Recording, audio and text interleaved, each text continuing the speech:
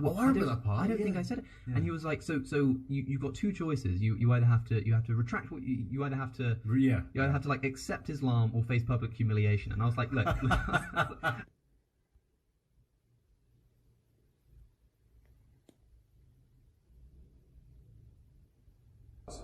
Which completely negates racism. Look at chapter 49, verse 13 of the Quran. Look at the Prophet. He said there's no virtue of a black man over a white man, an Arab or non-Arab. Now, he's got three options. Option 1, to retract the statement. Option 2, yes, option 2, to provide the evidence. Or option 3, face public humiliation today. And there's no fourth option. So don't make... necessary, because if it's not necessary, then it's limited. What's your definition of necessary? Because you keep using it incorrectly. What's your understanding of necessary existence? Well, you were talking about contingent things. It's the opposite of that. So something can you give a something that cannot have been differently. That cannot be differently, and there's no explanation for it. What, outside of itself? Well, I suppose so. Right, yes, right. And okay, so can you tell us how there can be a world with no necessary existence? Well, who says you said we're living in a world of possible, or you said that we have to claim that we're living in a world of possible existence. Do you agree that there could be nobody's claimed that. Do you accept that there is a necessary existence? I would say that yes. Then that's God. But that doesn't have to be God. Debate over. Thank you very much. No, that does not have to be God. I'm sorry. No. That's our understanding of God. It does not have to be God. Yeah, for us, a necessary existence is something which is perfect. Couldn't be any other way. Explains everything else. That's our definition of God. It explains everything else. Because it's necessary, it couldn't be any other way. All contingent. It couldn't have been any other way. That's got no explanatory power. Alex, all contingent things depend upon it. Yes? Give me an example of a contingent thing. This cup. How was it contingent? Because it could have otherwise not been in existence. Do you know you're speaking to a determinist? Pardon? Do you know you're speaking to a determinist? So what is determinism? So if you said in your thing, sorry. What determined it? Let me ask you a question. This might seem isolated, but it will make sense. Go ahead. If P entails Q, and P is necessary, is Q necessary? No. It's not? No. No, it's not. It doesn't have to be. If necessary, hold on. Let me explain why. What we're doing here is we've said that these dependent contingent things, as you're defining them, do you accept that this cup could have otherwise not been in existence? No. So okay, that's what determinism is. Well, hold on. So you believe in determinism? Yes. And you said in your speech, in your thing, a universe from nothing, you said that determinism comes from the necessary existence. Are you talking about the contingency debate? 48 minutes. Yes. 48 minutes in, you said that one necessarily leads from the other. In other words, determinism leads from necessary existence. Yes or no? Sorry, say that again. You said determinism leads from necessary existence. Okay, I think we were talking about a different thing. No. You said this, and I can show it 48 minutes into the video. Yes, I said that sentence, but I meant a different thing by necessary existence. So you said the universe was necessary existence. This can't be a semantic point scoring exercise. I meant something different by what you're talking about. No problem, but you said this. Definitions matter. You said determinism comes from the necessary existence. What did I mean by that? I mean, I'll tell you what you meant, because I remember I just listened to this 2 days ago. The guy asked you, is the universe, would you agree with Bertrand Russell that the universe just is, yeah? And you replied and said, yeah, the fact that the universe is necessary existence, I would agree with that in the first instance. And then he said, how would that tie in with determinism? You then said, determinism follows from, determinism follows from the necessary existence. Right, I know what you're talking about. Do you remember? I was the person I was debating with, a guy called Cameron Batuzzi, he was making the case for the contingency argument. And he was saying that there are contingent things in the universe, and therefore he was using that to reason that there's a God. And I said that if that were the case, that necessary existence, the determinism would follow from that. I was making the case. Okay, so I didn't say that it does exist. Listen, Alex, I didn't say that it does exist. We agree with you on that point. So this is the thing. You agree with us on more points than you think you agree with us on. You believe in a necessary existence, which explains everything else. No, necessary existence. Be careful.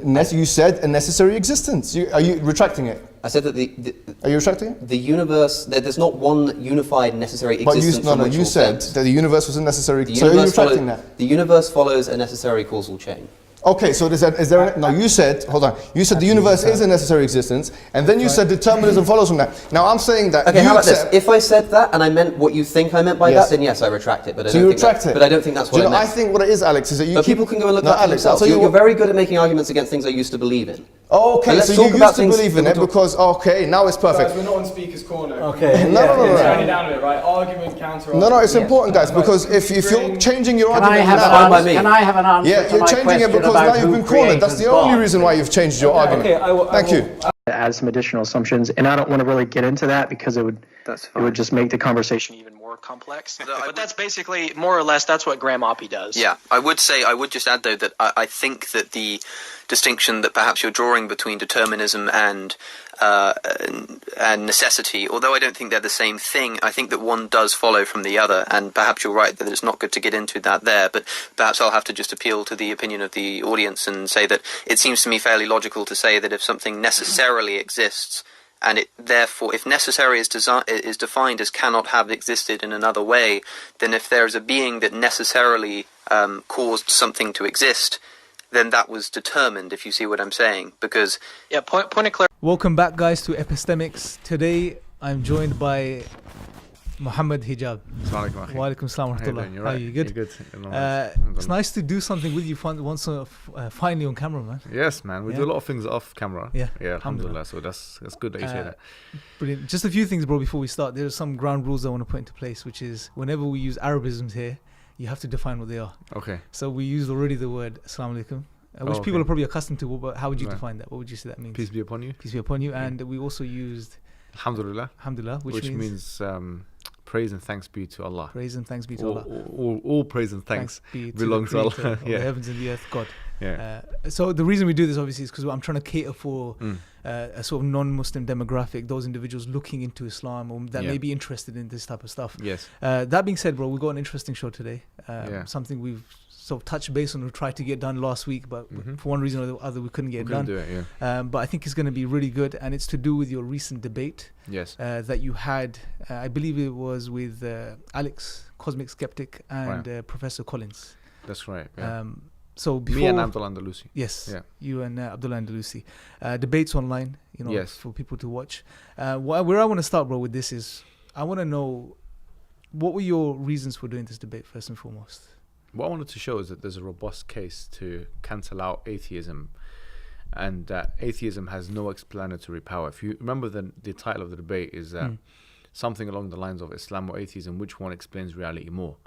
And what I wanted to show was that atheism, I had two objectives. One of them was that atheism has no explanatory power. It does not have any, cannot be used in any way to explain any kind of reality. And what the second objective I had was to show that Islam was not only a rationalizable religion from an intellectual perspective, but was something which actually, when you're confronted with all the evidence, it's as clear as day, right? It's, that this is a religion which is the true religion. Yeah. If put in juxtaposition, for example, with other, especially when juxtaposed with other religions like Christianity and Hinduism and stuff like that, we start realizing that these are all self-contradictory religions, and Islam is the only pristine religion which comes out with a pure, respectable monotheism, and has a meta-narrative which, in fact, is the most coherent one of all of the religions in the whole world. So these are the two things I wanted to show. Okay. Brilliant. And obviously that with the caveat that for someone that wants to therefore see those truths and understand them and accept them. Yes. Because obviously at the end of the day, it's on the person if they want to accept the truth or not once you've presented all of the clear evidences to them. Absolutely. So, okay, you're in the debate, right? I watched the debate myself last week. Yes. Very, very interesting debate. You were in obviously your own, your style that you normally do, which is very engaging and watchable. May Allah accept from you and make you sincere and all of us sincere. That being said, but one thing I noticed was that there were a few key moments in the debate which really stood out. The first one I wanted to quickly touch upon was this whole idea, because you brought the argument from dependency into play. Now, Alex seemed to really struggle with that particular argument, in particular the idea of necessity. So just shed some light onto what happened there. I had done my research on Alex before I debated him, because I don't debate people unless I do my research on them. So I'm going to forget about what I say, because I've already said something that he doesn't think is the correct thing. Because there's been quite a bit of back and forth online since the debate. So recently he's done something. He said, I didn't say what he said. So this is what I said, he said, right? So this is what Hijab said. He said, deny the existence of contingent objects as Cameron has defined them, then that kind of means that the universe and everything in it is necessary in a sense, and that would be enough, because if the... Okay, so as you can see, I'm not sure if you heard that, right? Yeah, he's making the... Yeah, so here he said that the universe itself is necessary, okay? This is it's in a video that he done before. Yeah. With someone called, I don't know who, I forget his name, but it's actually entitled A Universe from Nothing, right? So when he clearly said that the universe itself is necessary. Yeah. Okay, and there's no two ways about that. He said that in clear English. From the horse's mouth, it's not we heard it foreign online. tongue. Yeah. We can all understand. Absolutely. Yeah. Since then, he's denied that. I'm not sure if he denied outright that he said it, but he said I misrepresented him by saying that he said that. All I said was that you're saying that the universe is a necessary existence. Now, a necessary existence is defined as something that cannot be any other way. Yep. And that something is self-sufficient as a result of that, and eternal. Because okay, let's slow down on that. Let's really break this down so no one has any qualms later. Yes. So what you're saying, a necessary thing, number one, could not have been any other way. Yes. Right? Now, so a necessary fact, for example, 2 + 2 = 4, yeah, is a necessary fact. Right, okay. Now, if we take 2 + 2 = 4 as a necessary fact and apply it to existence, to Yes. the context of existence, then a necessary existence is something which cannot not exist. In other words, it must always exist. Yep. Like, and that's why we go into eternality now. So it must be eternal. Yes. And self-sufficient, because it does not require something outside of it to explain its existence. Absolutely. So what you're saying is, if it wasn't eternal and it came into being, then it would require an explanation, meaning it would be dependent and not necessary. Yes. Right? And so this thing is independent. Right. Okay. Right. So if the thing is independent, then it does not require anything else. Okay. Okay. Now, these are some of the descriptions of God according to Islam. Yes. It's not all what God is, of course. And this is, let me underline this with 100 lines, right? Yes. We don't say Allah, is only a Samad. Yes. Or only Al-Qayyum. Yes. We don't say that that's the only attribute of God.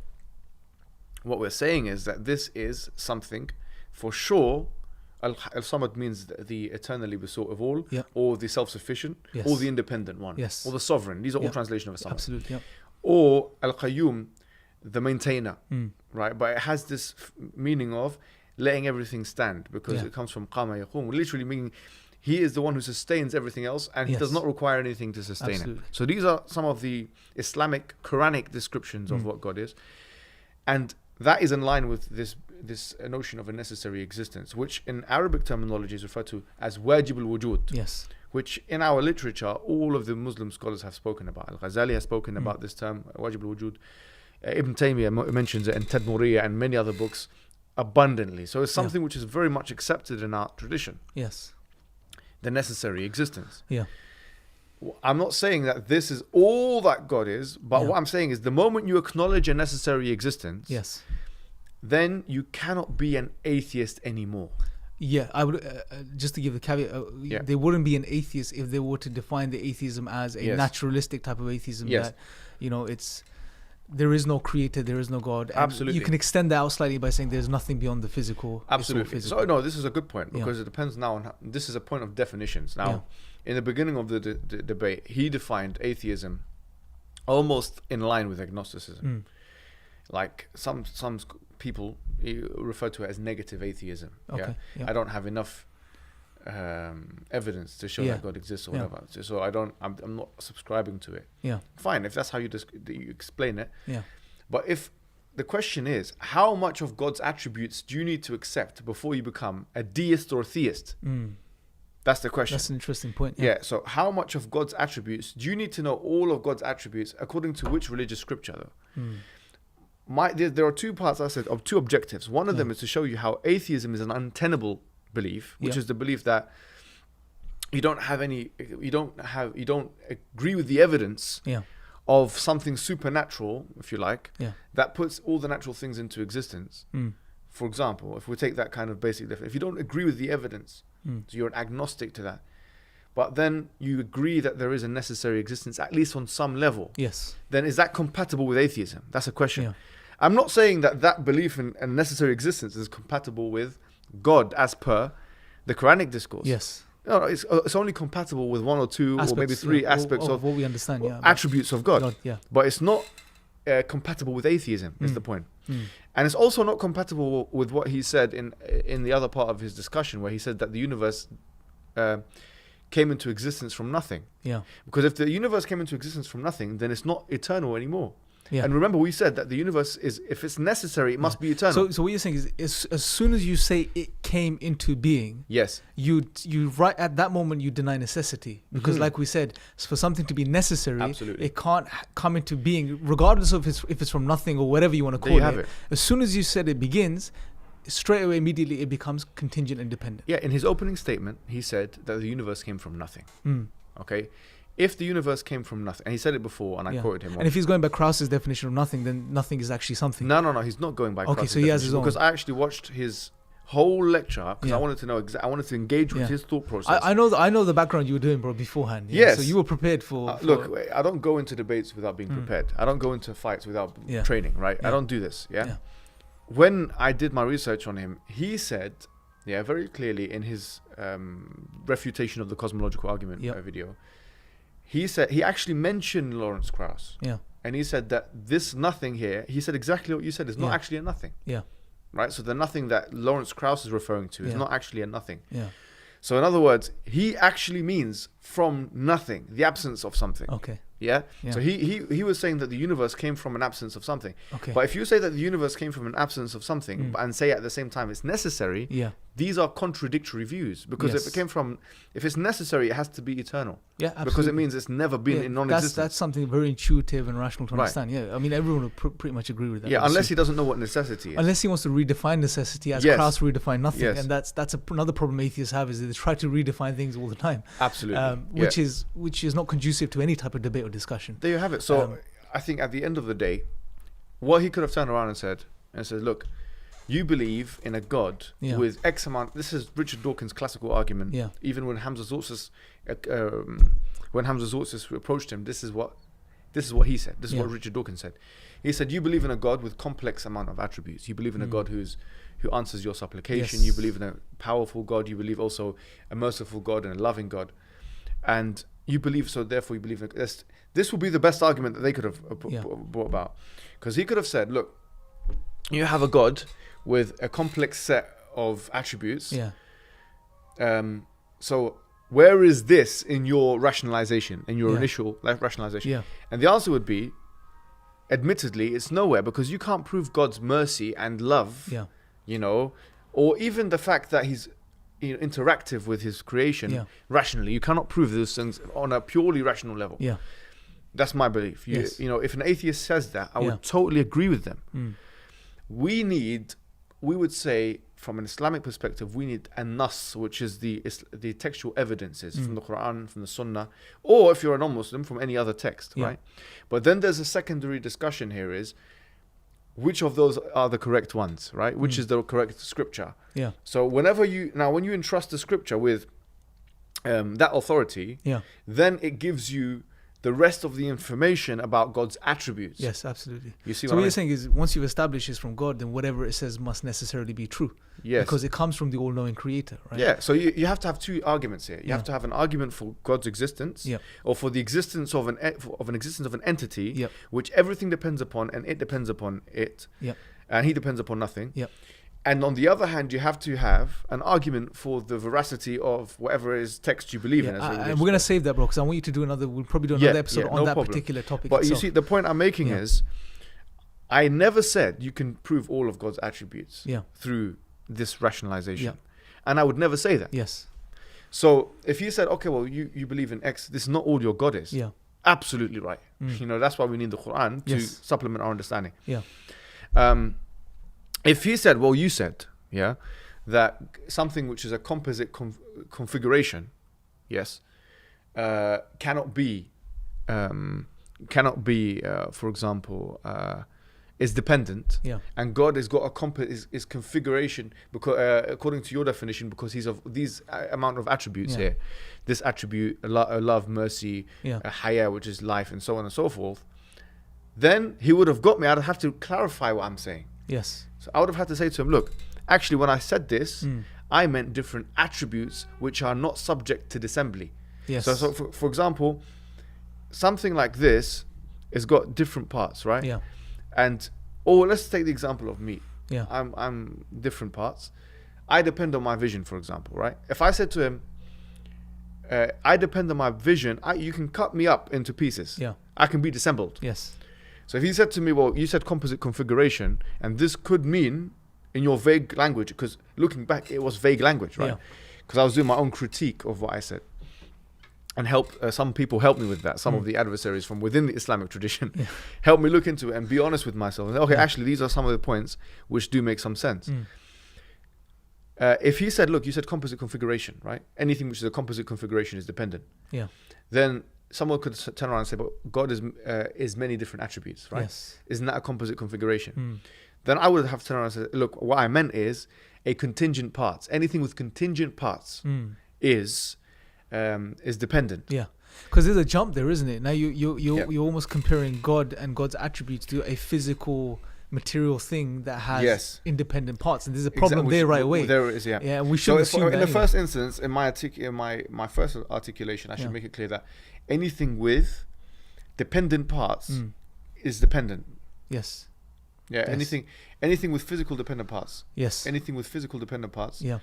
Is going to be dependent on those parts. Okay. All right. You see what I mean? Yeah. So let's just quickly move on slightly from that particular point, because I think you've ironed that out quite well. He brought in there was a part of the discussion which brought in his view, his deterministic outlook on life, and there was a point that was made about that he said, I believe in one of the clips you showed me earlier, that if you're a determinist, then inevitably you have to go back to there has to be a necessary cause. Is that correct? Am I understanding that correctly? There was a point that was made regarding that, about a necessary existence and his determinism. Yeah, he said that one leads from the other. Let me get the clip up, because once again, this is something I quoted that he said, and he didn't acknowledge that he said that. By the way, while you're looking for the clip, I think we have to give the voice in the wilderness a chance today as well. Professor Collins, poor guy, seemed like just speaking in the wilderness when he was on the debate itself. He just wanted an answer: who created God? I think you guys eventually got around to it, but maybe we can clarify that if we have enough time near the end too. Okay, this is what he said. Look.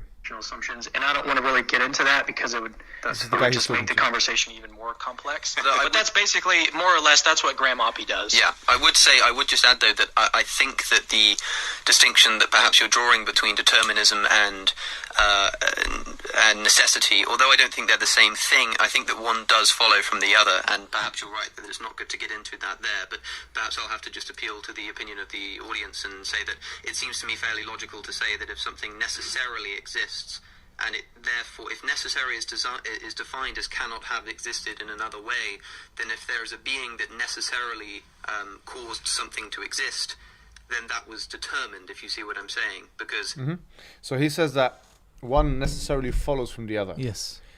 So obviously if you've got a necessary existence, and this is my understanding of what he's saying, obviously I might be wrong. Yes. But this is exactly what you've heard it, right? He says one follows from the other, right? Yeah. So what I understand from what he's saying, and I might be wrong in my understanding of what he's saying, I'm open to criticism and whatever, is that if you have something which, and he's right on everything he just said there, he said that if you have something which is necessary, then determinism would follow from that. Yeah. So he says one would follow from the other, right? So in that, what he means here is the necessary thing determines that which is. Yes. Which is exactly what we believe in. Yeah. So what he's done here is he's given God one of the attributes that we believe in. Yeah, but which is ability to determine things. Yeah, there may be a bit more of a discussion point which we probably can't get into because of time, which is our Islamically understanding how determinism fits in, and do we have that sort of type of definition of determinism? We believe in. Look, I mean, just to be clear about that, I mean, in philosophy, some people say, okay, everything is written, then how could there be free will? And even in philosophy, an atheist might be a hard determinist, like this guy was, or he could be a soft determinist, or he could be a libertarian, or he could be a compatibilist. Yes. And we believe in our own kind of compatibilism, right? So where you have free will, you have the intuition of free will, but it all fits into the framework of determinism. Absolutely, yeah. And this is an age-old discussion, but it shows you how, to be honest with you, Islam preempted some of these philosophical discussions that are happening today. Yeah. We had that discussion 1,000 years ago. Yes. About determinism and free will. But I think what's beautiful about Islam is it's very practical. Yes. It tells us, okay, fine, there's these areas of discussion, but focus on what's necessary for your existence in this life and the hereafter. Absolutely. Don't just lose yourself in the fluff, basically. Yeah, and imagine if you're a determinist, right? Yeah. Imagine if you are a hard determinist like someone like Alex, and then you actually believe that you don't have any volition whatsoever on a first person perspective. Yeah. Then really, there's no such thing as responsibility, is there? Bro, I would even say that there's no such thing as truth. Yes. There's no point even talking or discussing because there's no truth to what you're saying. It's all determined. Everything is determined, so there's no such thing as accountability cannot be ascribed to an individual. So when you make your moral arguments, you can't make any arguments. You can't make any arguments, can you? Because everything is just what? It's just dominoes falling, right? Yeah, we won't straw man him. But if he is, then he's got. No, he is definitely a hard determinist. He has issues. Yeah, no, he is definitely a hard determinist. And what I'm saying is, if you are a determinist like that and you believe everything is just, then for example, I was speaking to one of the guys about determinism. In fact, one philosopher, and he was talking about Sam Harris's book on determinism, which is, this guy is not really, I mean, the atheists prop him up, but he's not really that serious. So he wrote a book on determinism, right?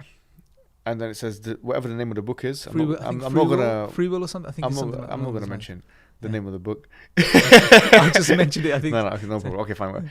And then it's by Sam Harris. Yeah. But really, was it by Sam Harris? Because it was determined by previous causes. And things that happened. He didn't write the book. Yeah. That was a really good point. He has issues. He didn't write a book. It was determined, right? Yeah. Even his other book about awakening, and I know it's not the topic of this topic. We'll do something separate on it. But even in his book about awakening, where he tries to give an alternative to spirituality to atheists and naturalists. He's trying to give the individual, the person, a spiritual alternative. But one of the bases for doing that is to deny the self. Yes. And to deny the self, he's talking and referring to the self. It's strange. It's like it's a contradiction. The only reason people seem to take him seriously is because of the position that he has. Yes, it just doesn't make any sense. He's like, if you look, for example, in one of the parts of the book without going off on a tangent, he says, if you're looking for the self, if you're looking for yourself, you look in your head, you look here, you look there, but you can't find the self. And I'm thinking, but you are looking for yourself, so you are the one that's looking. Right. It's almost like a dog chasing his own tail. Absolutely. Yeah, yes, and yes. It's the same thing with the determinism thing, right? Yeah, it's just. I wrote the book, but if you wrote the book, wasn't actually you didn't do what you did, right? I think we'll do a separate video on this, the contradictions of but let's move on swiftly, bro. We've got about 5-6 minutes to wrap up. There was one more point I wanted to quickly touch upon before we get to Professor Collins. There's a point on morality that was made. Yes. Right? And he seemed to have changed this position or announced that he changed his position regarding morality. If I'm not mistaken, was he a moral nihilist? No, I think he still is. Okay. Yeah. I think it's his friend that changed his position. Right, okay. Because I remember him saying on the debate that... I didn't watch that thing. I thought he changed his position after the debate. I thought, okay, now he can come back and, take the sword out the sheath and say, I believe in a Kantian type of, morality or something like that. And therefore, you're not in non-compliance with that. And that's how I'm going to argue. And that would have been the best argument from an atheist. Yeah, but if he came to me, right, I'm telling you now, I'm not trying to arm atheists here because I'm just, it's important people from an intellectual perspective know from both sides. Yeah. The best argument he could have made, from my understanding of moral philosophy, is if he came and said, look, there are some morals that we can ascertain from a moral perspective, right? Like, for example, that murder is wrong or rape is bad, and, for example, we're going to use a mechanism, like, for example, the categorical imperative of Immanuel Kant, which is probably one of the best mechanisms from a secular perspective for determining morality. And your morality is not in line with that, and therefore your morality is not true. That would have been his best argument. If you came in all from virtue ethics, or just outline what your standard of truth is, be firm with it, be ready for the criticisms of the mechanism, because there's, as you know, right, there's those mechanisms are criticized left, right, and center in philosophy. Be ready for that.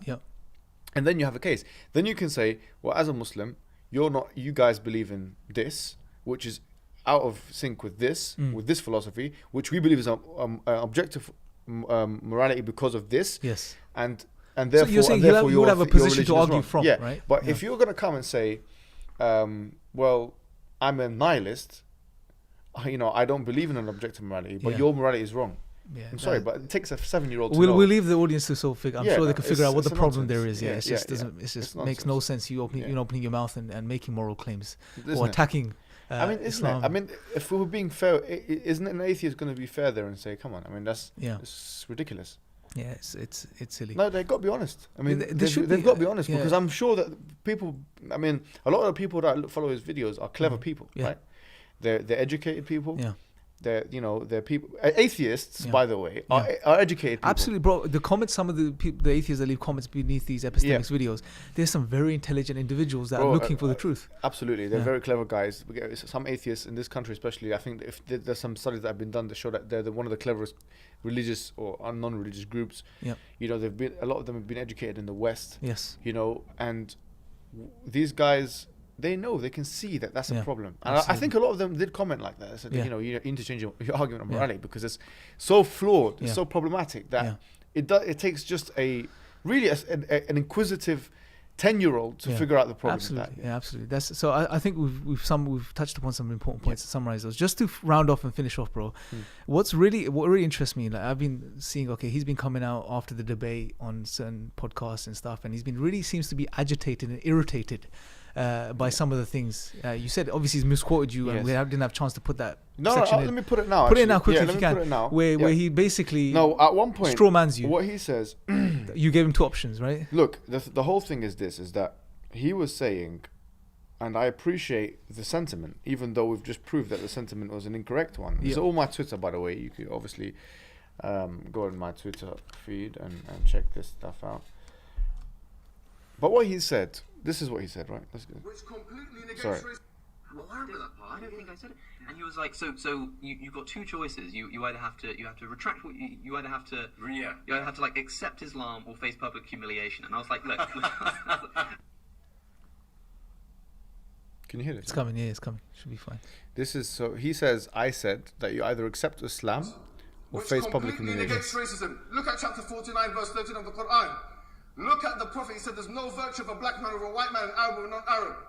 Now, he's got three options. Option 1, to retract the statement. Option 2, option 2, to provide the evidence. Or option 3, face public humiliation. Yeah, he just... All right, so this is the only part, I think, that in the whole debate where I mentioned the term face public humiliation, yeah?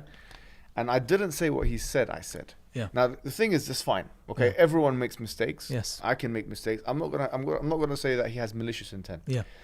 But what I am going to say is that, look, if you're making such a big deal out of being misrepresented, it's quite ironic that you're misrepresenting my words. Yeah. And I think this guy, my advice to him is someone a little bit older than him. I'm not that much older, by the way. Yeah. Yeah. He might think. Although you look probably much older than him. People Yeah. think I'm like his dad's age or something. Right? But really, we're in the same decade. I think.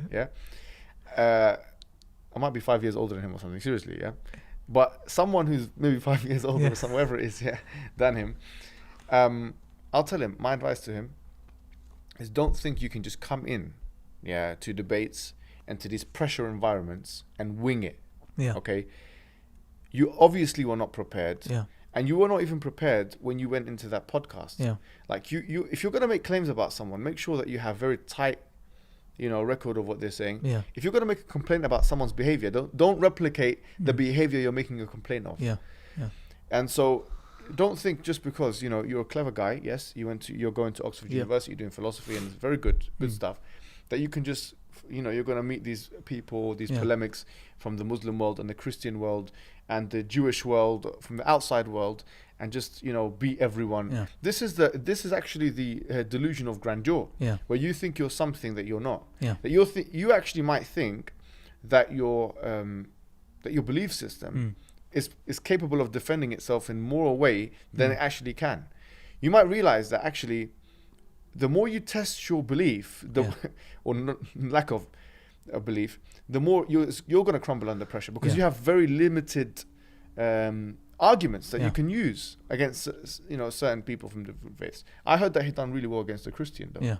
Yeah. But why would you come into a debate with me? Yeah. Or with Abdullah Andalusi, who's a seasoned. I mean, forget about me, right? Yeah. Abdullah Andalusi has had how many debates? Maybe 50? Many debates. Okay, 50 debates, something like that. Maybe more than that, I think, He is a seasoned debater. Yeah, he will do his research. But I think he probably learned from his mistakes. No, don't do that. You know, the thing is, young people have to learn. Yeah. Okay, including myself. Yeah. Right. Young people have to learn that this stuff is real. Like, you know, when you go out on social media and hundreds of 500,000 people watch that debate. Yeah. Almost 500,000 people watch the debate. Yeah. If you don't perform well, and you don't bring the best argument that you can as an atheist, you're letting down your community. Yeah. Same thing with me as a Muslim. The same thing with me. Yeah. Now, the truth is, some people are saying, why don't you debate him again? Most people are saying, no, don't debate him again. From his community, they're saying, debate this guy called Matt Dillahunty. Yeah. Look, I haven't got a problem debating Matt Dillahunty. Yeah. Yeah. In the first instance, there's another guy that was Sargon of Akkad was meant to take this debate. Yeah, he dropped out, right? He dropped out. Now, I've got a question. Why did he drop out? Okay.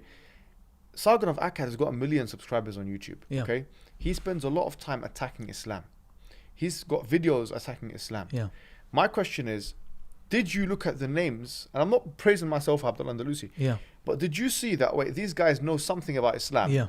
And I don't want to put myself in that situation where I'm being humiliated or being interrogated or being whatever it may be by Muslims who know something about their religion, who are definitely going to have the upper hand from a theological perspective than me. Yeah. Why is it that people that are on the alternative right and the right wing, they're very happy to do face-to-cam videos, very happy to preach to the choir, but some of them, and I give credit to Cosmic here because, or to Alex, because he did come. Yeah, absolutely. It showed, it showed some kind of bravery actually, to be honest.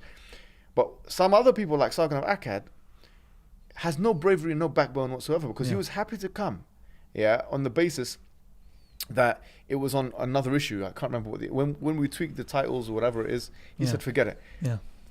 He dropped out.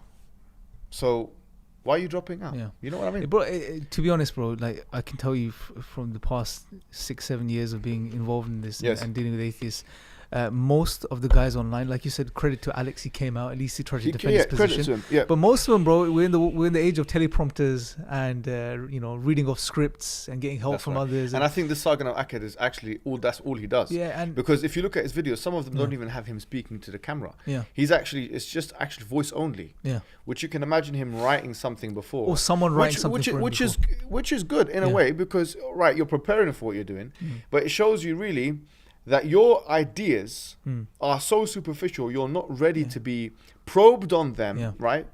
But or maybe the case, it's not his ideas and it's someone else's ideas and he's the mouthpiece, right? Yes. We don't know. I'm not saying that's the case. No, it might be, But if they're not willing to step up and defend themselves. Look, I made a video about him. Me and Abu Sophia made a video about him some time ago because we actually assessed one of his videos that was talking about Islam, and he made a blunder. Massive, it's on my channel. Yeah. The blunder was that he said that they worship Muhammad, right?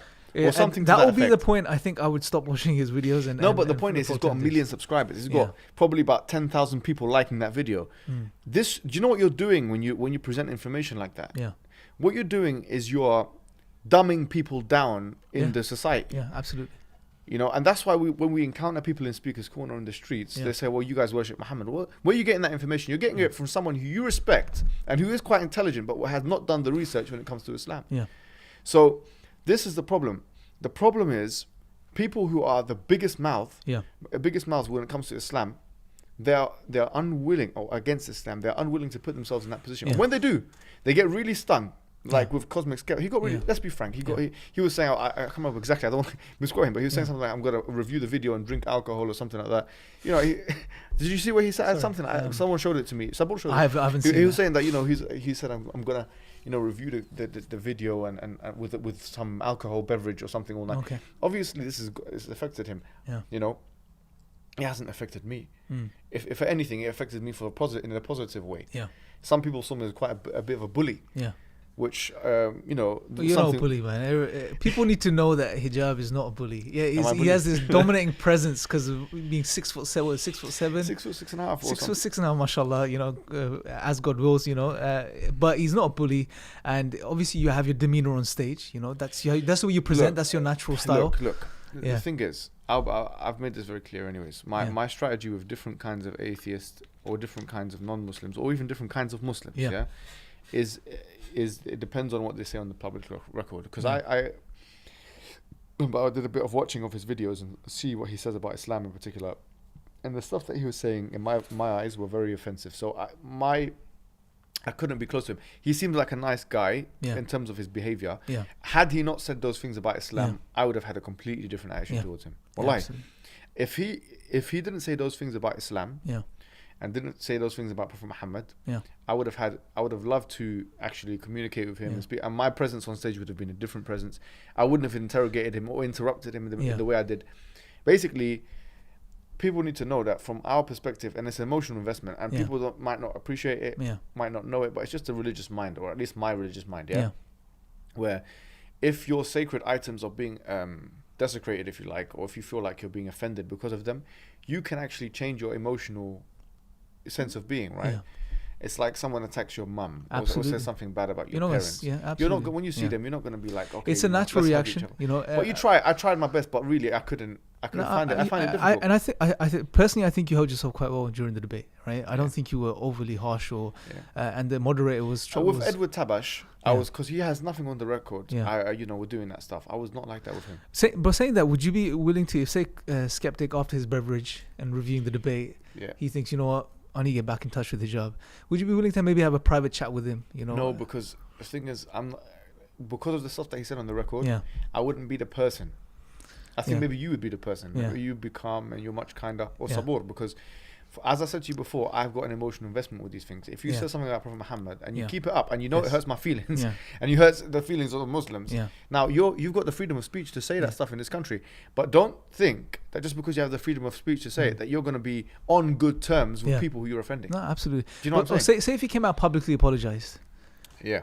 No, if you took the videos down and publicly apologized, then we have something we can talk. And to be honest, the only piece of advice I would give him is, look, he seems like an intelligent guy. He definitely seems like quite a nice guy, but it doesn't befit his style or his personality to say stuff like that and come out with stuff like that. He needs to be a bit more mature. He needs to understand that look, he's insulated with his friends, and I know that about myself because I'm in the same kind of position, right? Sometimes because you have your fanboys and you have your comments and people are cheering on for you and stuff like that, you don't really care if you have a critic from outside of your community. And it really hurts when you have a critic from inside your community, but from outside it's not the same. It's like, these Muslims or these Christians or these Jews or these religious people, they're idiots anyways. I don't care, right? So, but what I will say is that there's a project here which we're trying to work on as human beings living in a society, and I'm not saying this as a PR spin. I'm saying this as a reality. Like, at the end of the day, we want our kids to be friends with each other and be good with each other. The atheists and the Muslim friends. Absolutely, And that won't happen if the Muslim is attacking the Sikh. No, absolutely. If the gods of the Sikhs or the gods of the Christians or the sacred, you need to know our sensitivity. How do you have the gods of the atheists, bro? You may have You have a right to say what you want to say, right? However, know that when you say certain things and it affects people and they respond within the law. I mean, what I did was not unlawful, but they respond within the law in a way which you don't like. Get ready for that. Don't complain. Let's put it this way. What you're saying is, look, you let him know that you were offended by what he said, because essentially what he's doing is he's done something worse than cursing at your mother. Because we love the Prophet ﷺ more than our parents. After Allah, it's the Prophet, peace be upon him. Why does he want to offend us? He knows it will offend us. If he wants to have a genuine discussion and see if we can get. If he doesn't look, it's a trade-off. Look, like they say in economics, it's an opportunity cost, right? You can make those statements about the Prophet Muhammad. The opportunity cost of doing that is that you will not be on good terms with practicing religious members of the Muslim community. Same thing. I can say lots of bad things about Sikh gods or Hindu gods, which I don't believe in or agree with. But the opportunity cost of doing that is that now I've blocked myself off from that community. Absolutely. I can't sit with them on a dinner table, and really engage with them to better society collectively in the way that I would have been able to before. You call it freedom of speech, but I don't think it's a wise use of the freedom of speech, especially when you're trying to engage with people and get to the truth of things. It's up to you what you want to do in life, But I think that's a good point to wrap up on, bro. Yes. Unfortunately, Professor Colin goes without an answer again at the end of this video, but nevertheless, we'll probably touch upon it next time. Who created God type of question. Well, look, if they knew the contingency argument properly, that question would not be asked. That's a brilliant point, bro. That's a brilliant point. I think we've answered it. I think we've answered it. Professor Collins, if you're watching, hopefully that addresses your point once and for all. Thank you guys for watching. We'll be doing more episodes with Mohammed Hijab. Until next time, take care.